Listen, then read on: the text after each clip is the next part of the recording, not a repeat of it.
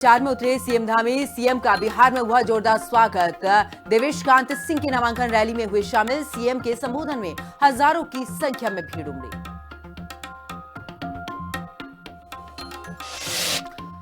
उत्तराखंड में जल्द होगा मंत्रिमंडल विस्तार। सीएम के दिल्ली दौरे के बाद तेज हुई अटकलें। संगठन सरकार के बीच हुई चर्चा। केंद्रीय नेतृत्व के निर्देश पर होगा विस्तार।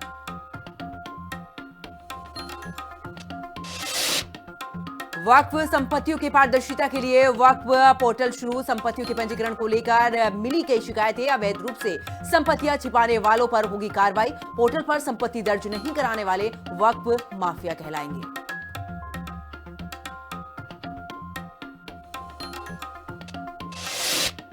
कोटद्वार मेयर पर भ्रष्टाचार का लगाया गया आरोप। सफाई कर्मचारियों ने मेयर पर लगाए आरोप। मेयर के खिलाफ निकाली शव यात्रा, जलाया पुतला।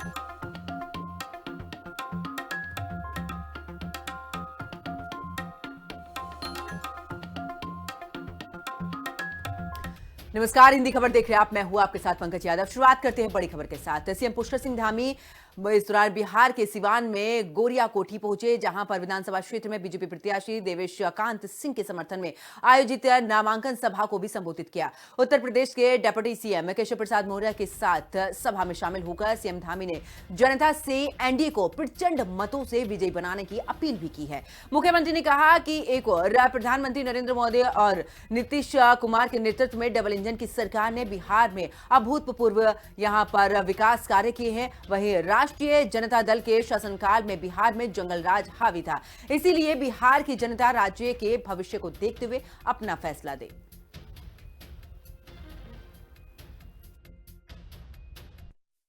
मोदी जी के नेतृत्व में नीतीश जी की डबल इंजन की सरकार है, जो विकसित भारत के संकल्प के साथ आगे बढ़ रही है। और दूसरी ओर राष्ट्रीय जनता दल और कांग्रेस जैसी दलाल पार्टियां हैं, जो तुष्टीकरण, भ्रष्टाचार और देश विरोधी एजेंडे पर चल रही है। एक और लालू और गांधी परिवार के भ्रष्टाचारियों की फौज है, दूसरी ओर मोदी जी और नीतीश जी के नेतृत्व में एक साफ चेहरा है। चिराग पासवान जैसे युवा जोश है, उपेंद्र कुशवाहा जैसे हमारे सफेद समाये नेता हैं, और जितिन मांझी जी जैसे लोग आज इस पूरे बिहार को आगे ले जाने का काम सब लोग मिलकर करेंगे। अब निर्णय आपका है, क्योंकि जिसको भी आप चुनेंगे, भविष्य का सवाल है। आपके बच्चों का भविष्य के उसमें काम करने वाला चाहिए, न कि आपके बच्चों को भविष्य को खराब करने वाला चाहिए। उत्तराखंड में अवैध खनन के गाहे वगाहे वाले आरोपों के बीच में आखिरकार प्रदेश के खनन क्षेत्र में बड़ी उपलब्धि हासिल की है। भारत सरकार के खनन मंत्रालय की ओर से जारी राज्य खनन तत्परता सूचकांक में उत्तराखंड ने सी कैटेगरी में अग्रणी स्थान मिला है। सीएम पुष्कर सिंह धामी ने कहा कि यह उपलब्धि सरकार की पारदर्शी नीति का परिणाम है। इस रिपोर्ट में देखिए। खनन तत्परता सूचकांक में उत्तराखंड अग्रणी। धामी सरकार की उपलब्धि, कांग्रेस को हैरानी। बीजेपी ने कहा पारदर्शी नीतियों का परिणाम। कांग्रेस बोली किस आधार पर मिला ये स्थान। अवैध खनन के लगातार लग रहे आरोपों के बीच उत्तराखंड को खनन क्षेत्र में बड़ी उपलब्धि हासिल हुई है। भारत सरकार के खनन मंत्रालय की ओर से जारी राज्य खनन तत्परता सूचकांक SMRI में उत्तराखंड ने सी कैटेगरी में अग्रणी स्थान पाया है। केंद्रीय बजट 2025-26 में की गई घोषणा के अनुरूप तैयार किया गया ये सूचकांक देश के विभिन्न राज्यों का मूल्यांकन खनन सुधारों, नीतिगत पारदर्शिता, पर्यावरणीय संतुलन, खनिज अन्वेषण क्षमता और प्रशासनिक दक्षता जैसे अनेक मापदंडों के आधार पर करता है। उत्तराखंड को पंजाब और त्रिपुरा के साथ सी कैटेगरी में स्थान दिया गया है। इस उपलब्धि पर मुख्यमंत्री पुष्कर सिंह धामी ने कहा है कि ये उत्तराखंड सरकार के सशक्त शासन मॉडल और पारदर्शी नीतियों का परिणाम है। मुख्यमंत्री ने कहा कि खनन क्षेत्र में ई नीलामी प्रणाली को और अधिक सशक्त किया गया है, जिससे खनन पट्टों के आवंटन में पारदर्शिता आई है। बीजेपी का कहना है कि पूर्ववर्ती कांग्रेस के समय में खनन को लूट का पर्याय माना जाता था, लेकिन सीएम धामी की सरकार ने पारदर्शी नीतियों से इस धारणा को भी बदला है। वहीं कांग्रेस ने इंडेक्स में राज्य को अग्रणी स्थान मिलने पर हैरानी जताई है। कांग्रेस ने कहा है कि उत्तराखंड में खनन से नदियों का सीना छलनी कर दिया गया है। ऐसे में किस आधार पर उत्तराखंड को सी कैटेगरी में शामिल किया गया है, ये समझ से परे है। खनन जिस तरह से पहले से ही उत्तराखंड राज्य में जिस तरह से एक छवि बनी हुई थी कि खनन को केवल घोटालों का एक साधन बनाया गया था, तो निश्चित रूप से आदरणीय मुख्यमंत्री पुष्कर सिंह धामी जी ने खनन की पारदर्शी नीति बना करके इस पर ब्रेक लगाने का भी काम किया है कि जो सी कैटेगरी बताई जा रही है कि पर्यावरण संतुलन के लिए, नीतिगत सुधारों के लिए, पारदर्शिता के लिए, तो क्या जवाब दें इसका। सिर्फ इतना निवेदन है कि नदियों का सीना चीर चीर कर जो खनन किया जा रहा है, वैध खनन हो या अवैध खनन हो, इन सब से कितने पुल गिर गए, कितनी सड़कें बह गई, कितनी तबाही आई। उत्तराखंड में अवैध खनन को लेकर विपक्षी कांग्रेस के साथ ही बीजेपी के हरिद्वार सांसद त्रिवेंद्र सिंह रावत, बीजेपी विधायक मुन्ना सिंह चौहान और बीजेपी विधायक अरविंद पांडे के बयानों से धामी सरकार घिरती रही है। ऐसे में खनन तत्परता सूचकांक में उत्तराखंड को सी कैटेगरी में अग्रणी स्थान मिलने से धामी सरकार के विरोधियों के लिए बड़ा झटका माना जा रहा है। यही कारण है कि कांग्रेस राज्य की इस उपलब्धि पर खुश होने की बजाय हैरानी जताकर सवाल खड़े कर रही है। देहरादून से संवाददाता दीपिका भंडारी और शुभांगी भट्ट के साथ ब्यूरो रिपोर्ट, हिंदी खबर। चंपावत जिले के बाराकोट ब्लॉक के झिरकुनी ग्राम सभा में पिछले एक हफ्ते से चल रही उल्टी दस्त का प्रकोप रुकने का नाम नहीं ले रहा।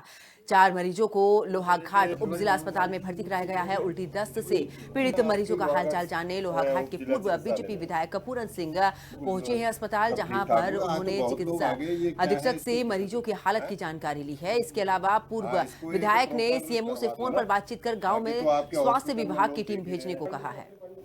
पानी का टैंक बना गया है। अब इधर सबने जिसका निरीक्षण नहीं किया, वास्तविक में था कि मेरे को लगा कि ये क्षेत्र में जो 2-3 दिन से जो बीमारी का प्रकोप टाइप का और कुछ लोग अचानक बीमार हो रहे हैं, उल्टी दस्त हो रहे हैं, उन मरीजों को देखने आए थे। 8 लोग आज 3 दिन पहले यहाँ पर एडमिट थे। उसके बाद हॉस्पिटल में डॉक्टरों ने उनका इलाज करके 6 को उनको डिस्चार्ज कर दिया था। 2 लोग थे, तो उसके बाद अचानक फिर 10-15 लोग आए हैं। ये बहुत चिंता का विषय है।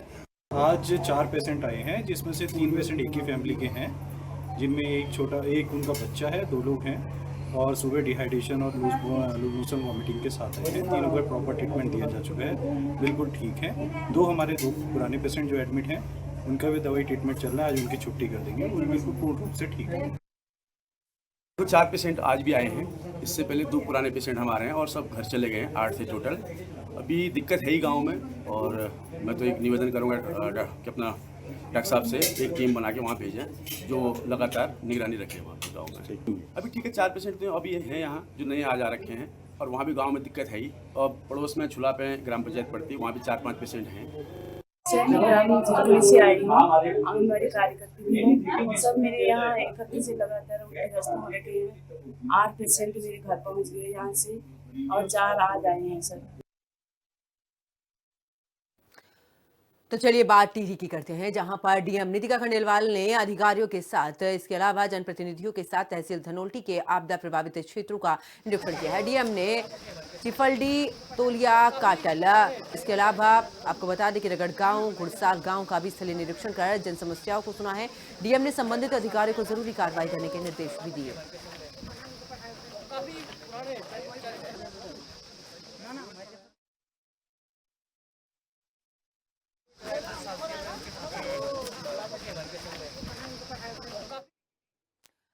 हर साल उत्तराखंड के ऊंचाई वाले इलाके, खासतौर पर चमोली, उत्तरकाशी, पिथौरागढ़ में जमकर बर्फबारी होती है, जिसका लुत्फ उठाने के लिए बाहरी राज्यों के पर्यटक उत्तराखंड आते हैं।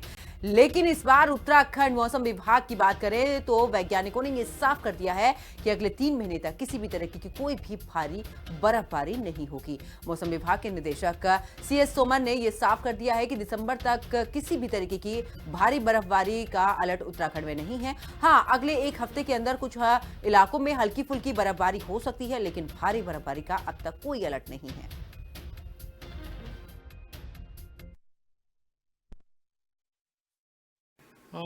देखिए, ये अभी जो है विंटर फोरकास्ट अभी हुआ नहीं, पोस्ट मानसून के लिए फोरकास्ट है जो सीजनल फोरकास्ट होता है हमारा, और मंथली फोरकास्ट अगले 3 महीने के लिए जो होता है उसके हिसाब से अभी जो हमारा फोरकास्ट हुआ है कि ये जो रेनफॉल है, जैसे उत्तराखंड में हम देखें तो ज़्यादातर हिस्सों में अभी जो है बिलो नॉर्मल रेनफॉल का फोरकास्ट है, और कुछ कुमाऊं के कुछ सदर्न पार्ट्स में कुछ हिस्से हैं जहाँ पे एबनॉर्मल हो सकता है।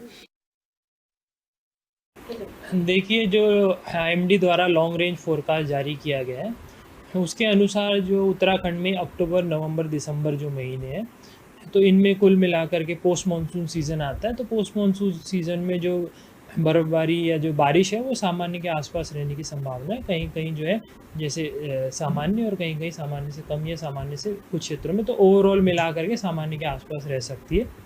उत्तराखंड में बीते साल पहाड़ी जिलों में लगातार काफ़ी बर्फबारी हुई थी, जिसका लुत्फ उठाने के लिए बाहरी राज्य से जो पर्यटक हैं वो यहाँ पहुँचे थे और उन्होंने बर्फबारी का लुत्फ भी उठाया था। और इसके साथ जो व्यापारी हैं उनको भी काफ़ी मुनाफा जो है पर्यटकों के आने से हुआ था। और इस बार भी ये आशंका जाहिर की जा रही है कि जमकर बर्फबारी होगी और जो लगातार ग्लेशियर उत्तराखंड में टूट रहे हैं, जो खतरा उत्तराखंड में बना हुआ है, उस पर भी कहीं ना कहीं जो लगाम है वो लगेगी। लेकिन इस पर जो है मौसम विभाग ने साफ इनकार किया है। मौसम विभाग का साफ तौर पर कहना है कि दिसंबर तक ऐसी कोई भी आशंका अभी तक नहीं है, लेकिन दिसंबर के बाद ये पता चलेगा कि आखिरकार कितनी बर्फबारी उत्तराखंड में होगी, क्योंकि हर 3 महीने में जो आगे का मौसम का जो अलर्ट है, बर्फबारी का जो अलर्ट है वो जारी होता है कि आखिरकार कितनी भारी मात्रा में बर्फबारी होगी या नहीं होगी। तो ऐसे में मौसम वैज्ञानिकों का साफ तौर पर ये कहना है कि दिसंबर तक ऐसी कोई आशंका नहीं है और दिसंबर के बाद ये पता लगेगा कि आखिरकार उत्तराखंड में जमकर बर्फबारी होगी या नहीं होगी। फिलहाल जो व्यापारी और जो पर्यटक इसका इंतजार कर रहे थे कि उत्तराखंड में जमकर बर्फबारी होगी और वो यहाँ पर आकर लुत्फ उठाएंगे बर्फबारी का, तो फिलहाल उनके लिए ये खुशखबरी नहीं है, क्योंकि मौसम विभाग ने साफ कर दिया है कि दिसंबर तक ऐसी कोई आशंका नहीं है। उसके बाद अगर कोई ऐसी कोई आशंका जाहिर होती है तो वो इसके बारे में अलर्ट जरूर जारी करेंगे। अब चलिए आगे बात करते हैं। दीपावली पर लोहाघाट नगर के नेहरू पार्क मैदान में 17 अक्टूबर से आतिशबाजी की दुकानें लगाई जाएंगी। इसके लिए प्रशासन ने लाइसेंस जारी करने की प्रक्रिया शुरू कर दी है। लॉटरी के जरिए 50 व्यापारियों को दुकानें आवंटित की गई हैं। इस दौरान पुलिस की भी मौजूदगी रही है ताकि कोई अव्यवस्था न हो। अधिशासी अधिकारी सौरभ नेगी ने कहा कि हर व्यापारी को अपनी दुकान में अग्निशमन यंत्र, रेत, पानी की बाल्टी रखना जरूरी होगा।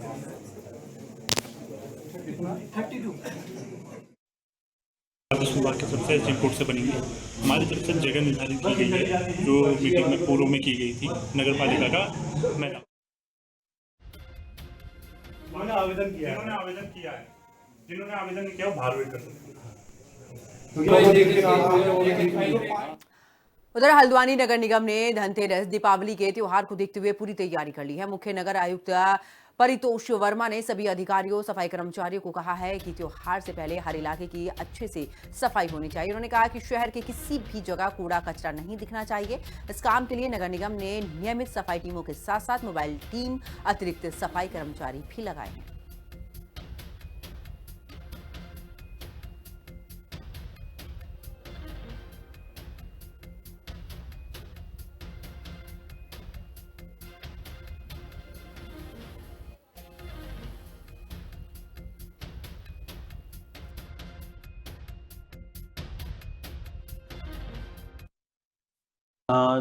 देखिए, जितने भी हमारे सफाई कार्मिक हैं और जो हमारे सुपरवाइजर्स हैं, इनको निर्देशित किया हुआ है पूर्व में भी कि शहर में स्वच्छता का वातावरण है और स्वच्छता भी हमारी सर्वोच्च प्राथमिकता है।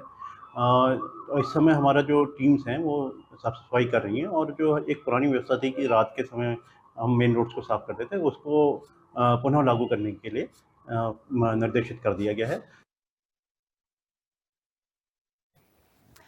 तो दीपावली पर आग से बचाव के लिए मसूरी फायर सर्विस ने एक जागरूकता रैली निकाली है। ये रैली मसूरी फायर स्टेशन से शुरू होकर माल रोड, लंडोर, इसके अलावा आपको बता दें कि अनुपम चौक तक निकाली गई है। फायर सर्विस के जवानों ने लोगों से ये भी कहा कि दीप, इसके अलावा मोमबत्तियां खुली जगह पर रखें, जलाते दीपक या फिर अगरबत्ती ना छोड़ें, क्योंकि थोड़ी सी लापरवाही बड़ा हादसा बन सकती है। पहले तो मैं सबको दीपावली की बहुत हार्दिक शुभकामनाएं देता हूं, पूरे मसूरी वासियों को। और अब हमने एक जागरूकता अभियान निकाला है पूरे मसूरी क्षेत्र में काफ़ी कंजस्टेड है, तो इसलिए हमने ये जागरूकता अभियान निकाला है कि कोई भी मतलब कि अपनी दुकानें या किसी प्रकार की अधिक मात्रा में ना रखें। जिस मात्रा में लाइसेंस दिए गए हैं उनको उसी मात्रा में रखें, और किसी भी प्रकार का कोई भी घटना होने पे या वो उसकी संभावना को देखते हुए हम लोगों ने ये जो जागरूकता अभियान निकाला है। तो नई टिहरी में दीपावली से ठीक पहले टिहरी की मशहूर मिठाई सिंगोरी बन रही है। ये मिठाई खास तौर पर पत्तों पर बनाई जाती है। टिहरी शहर डूबने के बाद मिठाई की खुशबू कम हो गई थी, लेकिन सिंगोरी अब भी लोगों को बहुत ज्यादा पसंद आ रही है। ये मिठाई सिर्फ टिहरी ही नहीं बल्कि दूसरे राज्यों में भी जानी जाती है। दीपावली के त्योहार की अगर बात करें तो इस पर लोग इस मिठाई को खूब खरीदते हैं।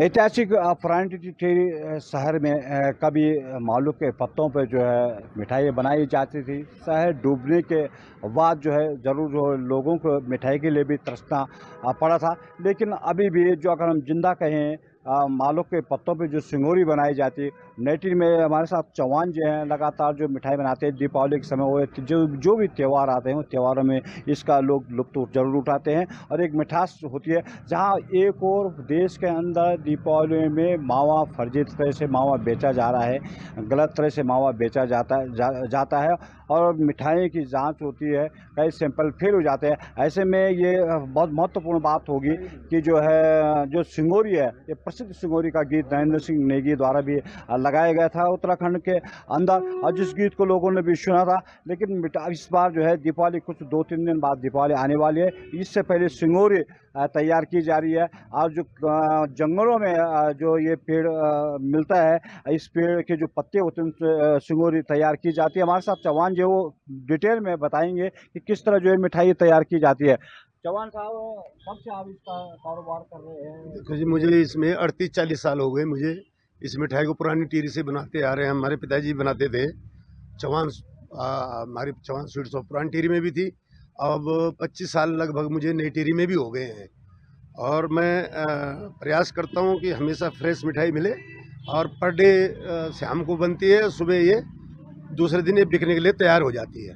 तो इसके पत्ते लाने पड़ते हैं पेड़ से, फिर इसकी सफाई करनी पड़ती है, फिर इसको पत्ते मोड़ने पड़ते हैं, फिर इसमें ड्राई फ्रूट्स मावा वगैरह भर के, और आज शाम को मैं इसको तैयार करूँगा और कल सुबह ये तैयार होकर बिकने के लिए दुकान में जाएगी। अच्छा, इसकी डिमांड अगर हम डिमांड की बात करें तो डिमांड क्या, इसकी डिमांड भी इस तरह की आती है कि लोग वैसे ले जाते हैं मिठाई को? देखो जी, जो लोग बाहर देश से आते हैं, अभी मैंने परसों भी दिया तो वो अमेरिका ले गए हैं। एक हमारे दोस्त थे तो उन्होंने कहा यार ये मिठाई मुझे अमेरिका ले जानी है। तो बाहर देशों में भी काफ़ी जब कोई आता है तो ये सर्दियों में, विशेषकर सर्दियों में खाने लायक अच्छी होती है, क्योंकि ड्राई फ्रूट पड़ते हैं तो इसके अंदर, तो इसे सर्दियों में ज़्यादा चलता है। ये शहर डूबने के बाद जो सांस्कृतिक थी वो भी धरोहर है, उसको जिंदा कैसे रखा जाए, जो वास्तविक जो मिठास थी वो गायब न हो। मिठास नई टिहरी मास्टर प्लान नया शहर है, नए शहर में कई तरह के लोग बसे थे। शहर डूबने के बाद जो है अब इस नई टिहरी शहर में ये जो सिंगोरी है, इस जरूर जो है इसका मिठास लोगों को देखने को मिलेगी। मैं जगह तो पाल, हिंदी खबर, टिहरी गढ़वाल। भारतीय क्रिकेट टीम के विकेटकीपर बल्लेबाज ऋषभ पंत आईपीएल की गुजरात टाइटंस टीम के खिलाड़ी राहुल तेपतिया गंगोत्री धाम पहुंचे, जहां उन्होंने मां गंगा के दर्शन किए। गंगा घाट पर विशेष पूजा अर्चना की, आरती में भी हिस्सा लिया। इस दौरान धाम में मौजूद प्रशंसकों ने ऋषभ पंत राहुल तेपतिया के साथ में फोटो खिंचवाई। दोनों क्रिकेटर करीब 1 घंटे तक धाम में रुके। दर्शन के बाद हर्षिल घाटी के लिए रवाना हुए। छोटी सी भेंट है पूरे परिवार में सबको बांटी। बात उत्तरकाशी की करते हैं, जहां पर मुखेम रेंज में कुट्टी देवी मंदिर के पास में जंगल में अचानक से आग लग गई। आग से यहां पर विकराल रूप धारण कर लिया है। इस बीच कुछ महिलाएं जंगल में फंस गई। घटना की सूचना के बाद फायर सर्विस उत्तरकाशी वन विभाग की टीम मौके पर पहुंची। कड़ी मशक्कत के बाद आग पर काबू पाया गया। आग में फंसी सभी महिलाओं को सुरक्षित स्थान पर भेज दिया गया है।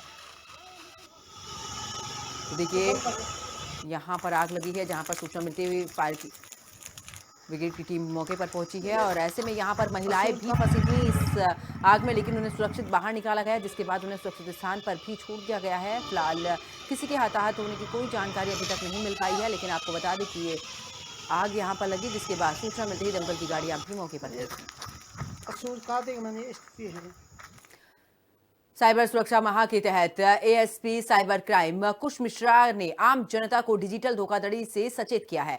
एएसपी साइबर क्राइम ने बताया कि व्यक्तिगत डेटा का महत्व बहुत ही अधिक होता है, इसके बीच होने से डिजिटल फ्रॉड की आशंका काफी बढ़ जाती है। उन्होंने अनजान लिंक पर क्लिक न करने, व्हाट्सएप टेलीग्राम ग्रुप के जरिए होने वाले इन्वेस्टमेंट फ्रॉड से सावधान रहने की हिदायत भी दी है।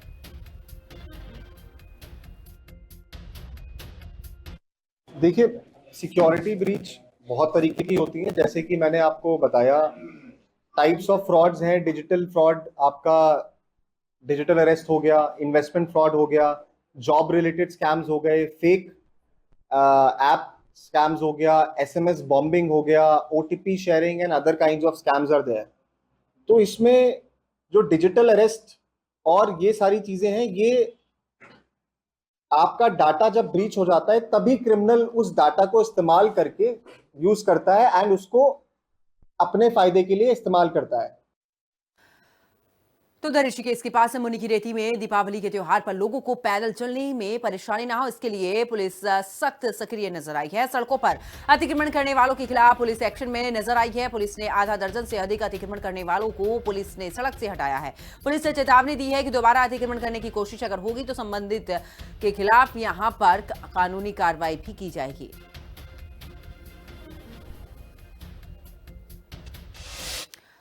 उधर टिहरी में दीपावली के मौके पर पुलिस ने लोगों को सुरक्षा, इसके साथ ही सड़कों पर ट्रैफिक सही ढंग से चलाने के लिए भी खास कदम उठाए हैं। मुनिगिरेती थाने के प्रभारी निरीक्षक के निर्देश पर कैलाश गेट इलाके में बंदा पुल से 14 विकेट अगर बात करें तो सड़क किनारे लगी आतिशबाजी की दुकानों को हटा दिया गया है। पुलिस का मकसद दीपावली में सभी को सुरक्षा प्रदान करना है, ट्रैफिक जाम, हादसों को रोकना है, आम लोगों को आसानी से आवाजाही का मौका देना है।